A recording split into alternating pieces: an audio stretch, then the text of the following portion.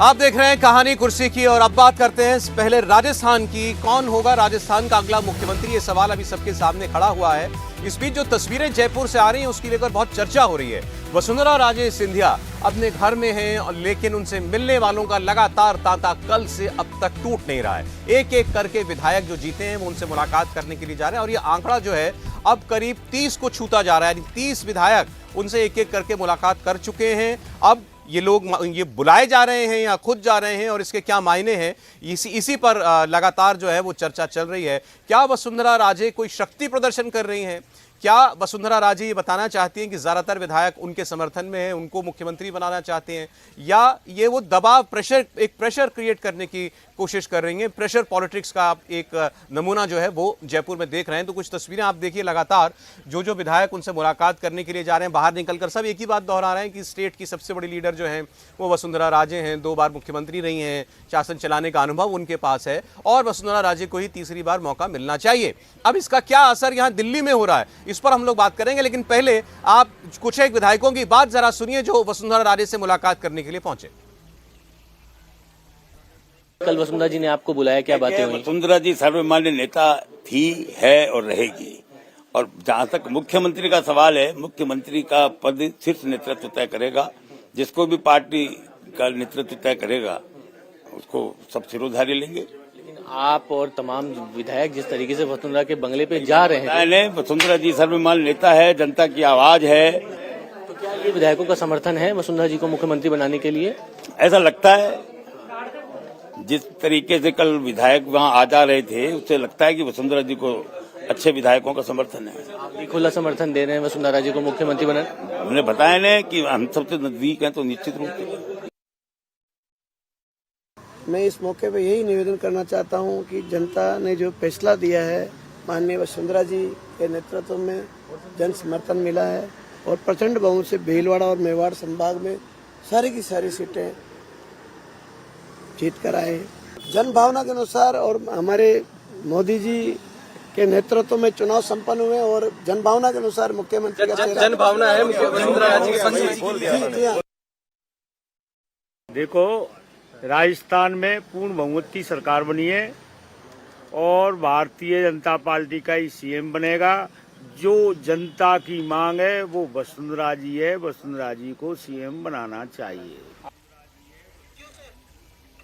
तो जनता की मांग है वसुंधरा राजे, जनप्रिय नेता, लोकप्रिय नेता, सर्वमान्य नेता वसुंधरा राजे। आप तमाम तरीके की बातें इन विधायकों से सुन रहे हैं, लेकिन जिस तरीके से वहां पर एक एक करके विधायक पहुंच रहे हैं, हम आमतौर पर भारतीय जनता पार्टी में ये नहीं देखते हैं। देवेंद्र, क्या हो रहा है जयपुर में? बिल्कुल, वो शक्ति प्रदर्शन करने की ही कोशिश कर रही हैं और ये मैसेज देने की कोशिश कर रही हैं कि मेरे साथ कितने लोग हैं, और अगर अनदेखी की जाएगी तो इसका खामियाजा आगे पार्टी को भुगतना पड़ सकता है। दूसरी चीज़ की पार्टी के भीतर ऑलरेडी एक सेक्शन में ये चर्चा है कि जिस प्रकार से राजेंद्र राठौर की हार हुई या सतीश पूनिया की हार हुई, संभव है कि वसुंधरा राजे सिंधिया का उसमें कुछ रोल रहा हो। तो इन सारे बैकग्राउंड के बाद इस प्रकार का शक्ति प्रदर्शन करना निश्चित तौर पे इन सारी चीज़ों से वसुंधरा राजे को फ़ायदा नहीं हो रहा है, बल्कि उनको नुकसान हो रहा है। बीजेपी का मौजूदा ढांचा बिल्कुल ऐसी चीज़ों को पसंद नहीं करता, और ख़ास तौर पर तब जब चुनाव के नतीजे आ चुके हैं।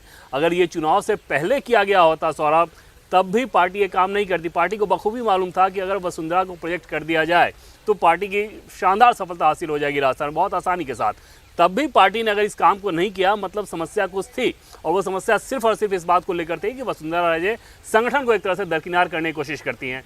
आज चुनाव के नतीजों के बाद भी अगर आप उसी ढर्रे पे हैं, वैसे ही कोशिश कर रही हैं, तो समझा जा सकता है कि उनके अपने चांसेस ऐसे शक्ति प्रदर्शन से कितने कम हो रहे होंगे। वो अपना केस खुद खराब कर रही हैं, आप कहना चाहते हैं? बिल्कुल सर, इसमें कोई दो राय नहीं कि वो अपना केस खुद खराब कर रही हैं, क्योंकि उनकी समस्या ही यही रही है। और अभी की समस्या नहीं, जब राजनाथ सिंह अध्यक्ष हुआ करते थे तब भी इस बात को लेकर समस्या रहती थी कि उनके अपने तेवर रहते हैं और संगठन को दरकिनार करती हैं। आज भी वो जारी। लेकिन अगर वाकई में ऐसे ये 30 कोई कह रहा है, 30 कोई कह रहा है, इससे भी ज्यादा विधायक हो सकते हैं जो कि उनके साथ हैं, अगर ऐसी संख्या है तो क्या इसका कोई दबाव बनेगा? एकदम नहीं सौरभ। और आमतौर पे आप देखें तो बहुत सारे लोग ये कहेंगे कि वसुंधरा राजे सिंधिया के लोग, ये उनके विधायक हैं, उनके साथ जा रहे हैं। ये तब तक हैं जब तक उनको ये आदेश नहीं मिला है कि आपको ऐसा नहीं करना है या वो मुख्यमंत्री नहीं बनने जा रही हैं। जिस दिन बीजेपी का जो ढांचा है सौरभ, एक बार डिसीजन कन्वे कर दिया जाए कि आपको ये काम नहीं। अभी जैसे वो जा रहे हैं तो किसके पास जा रहे हैं? अपने लीडर के पास ही जा रहे हैं, बीजेपी की ही वो लीडर है, तब तक कोई समस्या नहीं है। लेकिन जिस दिन यहाँ से ये मैसेज चला जाए कि आपको ये काम नहीं करना है, तो उनमें से देखिएगा कि गिनती में वो आंकड़ा दहाई का भी नहीं होगा जो उनके साथ रह जाएंगे, अन्यथा उसके बाद कोई भी जाने से बचेगा, कोई भी जाना नहीं चाहेगा। अभी बहुत सारे विधायक तो इस उम्मीद में जा रहे होंगे कि उनको ऐसा लग रहा होगा कि वसुंधरा राजे सिंधिया ही मुख्यमंत्री होंगी, और उस लिहाज से ऐसा प्रदर्शन दिख रहा है। वसुंधरा की राजे की चांसेस पर क्या कहना है आपको? मुझे लगता है कि संभावना बहुत कम है, और जिस तरह से वसुंधरा राजे अभी 2 दिन से एक्टिव हुई और विधायक कल मिलने गए, मुझे लग रहा है भारतीय जनता पार्टी का हाईकमान इसे पसंद बिल्कुल नहीं करेगा। लेकिन वसुंधरा ये संदेश देना चाहती होगी कि आप मेरे नाम को बहुत आसानी से खारिज नहीं कर सकते। अगर आपको मुझे मुख्यमंत्री नहीं बनाना है तो मुख्यमंत्री राजस्थान का कौन होगा, इसमें आपको मुझसे सलाह लेनी पड़ेगी। और आप देखिए 2018 में जब वसुंधरा राजे राजस्थान का चुनाव हारी थी, और जब विपक्ष के नेता की चुनने की बात आई थी, तब भी वसुंधरा ने इसी तरह से केंद्रीय नेतृत्व के ऊपर दबाव बनाया था कि उनको या उनके पसंद के व्यक्ति को नेता प्रतिपक्ष बनाया जाए, लेकिन पार्टी ने सुनी नहीं थी। हालांकि उसको निर्णय लेने में पार्टी को 5 से 6 दिन लग गए थे 2018 के समय। मुझे लग रहा है वसुंधरा के वर्किंग स्टाइल ही है, वह दबाव डालने की राजनीति करती है, और उसी आधार पर यह बताना चाहती है कि भाई राजस्थान के अंदर मेरा एक कद है, अगर आपको मुख्यमंत्री चुनना है तो आप मुझे चुन सकते हैं, और अगर आप मुझे खारिज कर रहे हैं तो बिना मेरी सहमति से आप मुख्यमंत्री का नाम तय नहीं कर सकते। आपको मुझे भरोसे में लेना होगा, और जिसे मैं सहमति दूंगी उसे आपको मुख्यमंत्री बनाना होगा। हालांकि जब चुनाव के नतीजे आ रहे थे, जब स्पष्ट नहीं था कि किसको बहुमत मिलने जा रहा है, उस वक्त से ही वसुंधरा राजे एक्टिव हो गई थी और बागी विधायकों से, बागी उम्मीदवारों से बातचीत करना शुरू कर दिया था। देखिए, मेरे को लगता है वसुंधरा राजे सिंधिया को बीजेपी की राजनीति वो बहुत अच्छे से जानती हैं, और उससे सीखना भी चाहिए। देखिए, शांता कुमार का एग्जाम्पल हिमाचल प्रदेश में है। शांता कुमार के साथ वो उन्होंने जो भी कुछ किया है, शांता कुमार को साइडलाइन कर दिया गया। दूसरा एग्जाम्पल उमा भारती का मध्य प्रदेश का है।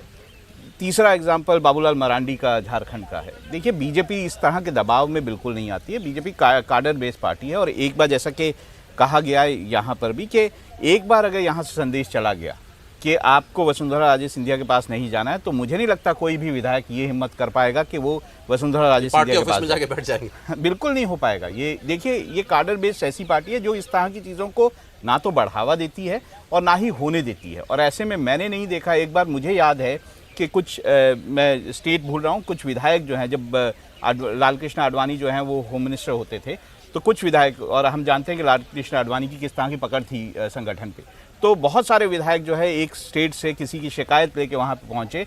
मैं वहाँ पे होम मिनिस्ट्री कवर करता था तब, और मैंने देखा कि वो कमरे में गए और किस तरह से भाग के वापस आए। कितनी डांट पड़ी उनको कि ये इस तरह की जो आप चीज़ें करना चाहते हैं ये नहीं हो पाएगी। तो मुझे लगता है ये डिफरेंट पार्टी है, और ये वसुंधरा राजे सिंधिया को अच्छी तरह मालूम है, और वो शायद उनको ये अंदाज़ा हो गया है कि शायद उनका नाम जो है उनको मुख्यमंत्री पद के लिए नहीं कंसिडर किया जा रहा। शायद ये सब कोशिशें उनकी इस तरह से। लेकिन चुनाव में वसुंधरा राजे की भूमिका ऐसा लगता है कि, या उनको जो रोल दिया जा रहा था वो कुछ बदलता भी रहा। पहले लगा कि एकदम से उनको बिल्कुल साइडलाइन किया हुआ है, फिर अंत में ऐसा लगा टिकट उनके समर्थकों को मिल गए। क्या इससे उनको लगता है कि भाई हाँ, मेरी भी उम्मीदवारी है? हर्षवर्धन जी।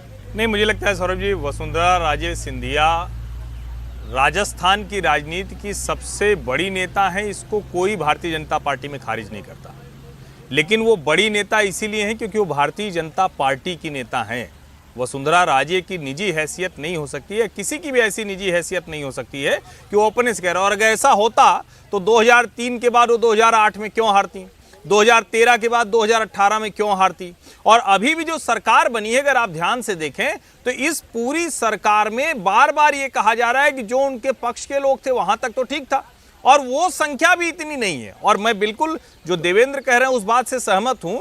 भारतीय जनता पार्टी में कितना भी बड़ा नेता होगा, और हम लोग ढेर सारे नेताओं की बात करते हैं, कल्याण सिंह का नाम भूल जाते हैं। कल्याण सिंह तो उस वक्त हिंदू हृदय सम्राट वही हुआ करते थे, और राष्ट्रीय उपाध्यक्ष जब थे और उनका जलवा हुआ करता था। लेकिन जब पार्टी छोड़ती है ना, तो फिर मतदाता देर में आएगा, कार्यकर्ता पहले आएगा। और ये बार बार कहा जाता है कि वसुंधरा जी मैनेजमेंट की उस्ताद हैं। अब जब अमित शाह जैसा मैनेजर बैठा हुआ है, और ये तो हर कोई कहेगा ना भाई, मध्य प्रदेश राजस्थान अपनी जगह है, छत्तीसगढ़ में भूपेश बघेल के जबड़े से खींच के ले आई जीत।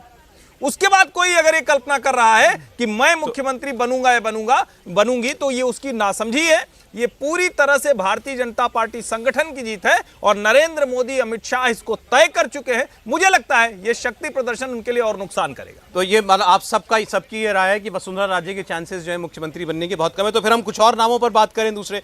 आज अर्जुन राम मेघवाल जी जो है वो एक प्रेस कॉन्फ्रेंस भी कर रहे थे, तो उसमें वो ये बता रहे थे किस तरीके से प्रधानमंत्री की जन कल्याण योजनाएं जो हैं और खास तौर पर प्रधानमंत्री अन्न योजना जो चलती है उसकी वजह से देश के करोड़ों लोग गरीबी रेखा से बाहर आए हैं और उन योजनाओं का ही प्रभाव आप देख रहे हैं जो ये जीत भारतीय जनता पार्टी को मिली है। मैंने प्रेस कॉन्फ्रेंस का जिक्र इसीलिए किया क्योंकि उनके नाम की भी राजस्थान में काफी चर्चा चल रही है। देवेंद्र, बिल्कुल साहब, बहुत ज़्यादा चर्चा चल रही है और इस चर्चा के पीछे वजह ये है कि प्रधानमंत्री नरेंद्र मोदी हो, अमित शाह हो या बीजेपी का जो सांगठनिक ढांचा है उसमें बहुत आसानी के साथ वो जेल करते हैं। दलित कम्युनिटी से आते हैं, बैकग्राउंड ब्यूरोक्रेट का रहा है, केंद्र में बहुत निर्विवाद तरीके से लगातार उन्होंने काम किया मंत्री रहते हुए, जिसका नतीजा आपने देखा कि विधि और कानून जैसा मंत्रालय भी उनको जिम्मा दिया गया और तब ये समझा जा रहा था कि ऐसा उनका बैकग्राउंड नहीं था, फिर भी ये मंत्रालय दिया गया, मतलब पार्टी राजस्थान में कोई मैसेज देना चाहती है। लेकिन अगर राजस्थान की पॉलिटिक्स को देखें तो इन सारी खूबियों के जहाँ उन्हें इसके योग्य बनाती हैं, वहीं एक समस्या भी उनकी यही है कि क्योंकि वो दलित कम्युनिटी से आते हैं, क्या पार्टी ये खतरा उठाना चाहेगी? क्योंकि राजस्थान वैसा कास्ट न्यूट्रल स्टेट नहीं है, वहाँ रिएक्शन बहुत होता है। तो जैसे आप दलित कम्युनिटी के व्यक्ति को मुख्यमंत्री बनाएं, बहुत संभावना इस बात की रहेगी कि जाटों और राजपूतों में ज़बरदस्त नाराज़गी हो। तो जो बीजेपी का थॉट प्रोसेस है, राजस्थान के पॉलिटिक्स को आप देखें तो ऐसा समझ में आ रहा है कि जो डिसीजन लिया गया होगा, क्योंकि डिसीजन ऑलरेडी ले लिया गया है, उसमें एक बड़ा फैक्टर ये ज़रूर रहा होगा कि ऐसा कैंडिडेट दिया जाए जो कि कास्ट न्यूट्रल हो और ऐसा कैंडिडेट दिया जाए जिसको सभी आसानी से स्वीकार कर सकें, किसी गुटबाजी में ना पड़ा हो। उस कास्ट न्यूट्रल के अगर नाम की बात करें तो उसमें जैसे अश्विनी वैष्णव की चर्चा कर लें, ओम माथुर की चर्चा कर लें, 71 वर्षीय हैं वो हालांकि, लेकिन संगठन में जो उनका अनुभव रहा है और छत्तीसगढ़ के भी अभी वो प्रभारी थे, वहाँ सफलता हासिल हुई। गुजरात, उत्तर प्रदेश, कई राज्यों के लगातार प्रभारी रहे हैं, महाराष्ट्र के, और हर जगह पार्टी को सफलता हासिल हुई है। अभी वो कुछ भी नहीं है।